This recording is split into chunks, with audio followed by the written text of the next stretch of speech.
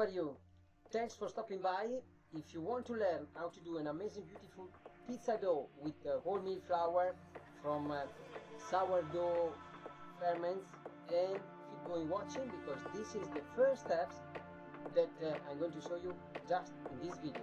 Keep going watching and see you soon. Ciao.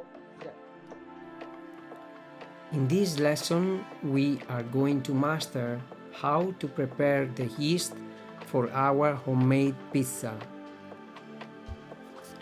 I'm using a combination of sourdough ferment and dry yeast because the sourdough ferment will improve the taste of my pizza dough.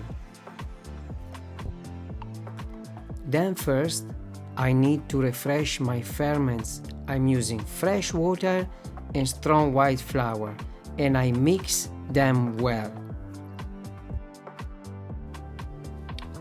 Then I'm taking 10 grams of dry yeast and a couple of spoons of fermented water, and I'm adding to this 400 grams of my sourdough ferments refreshed, along with 2 spoons of castor sugar.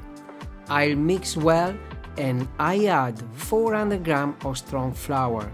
Now I only need to wait half an hour and I can use my new yeast in the pizza dough, and the pizza dough will be fantastic.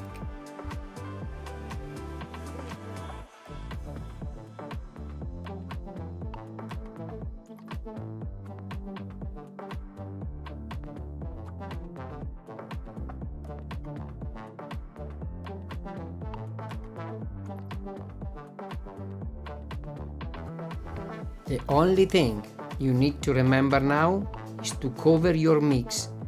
Do not let it become dry. Cover it with cling film and wait half an hour before use it.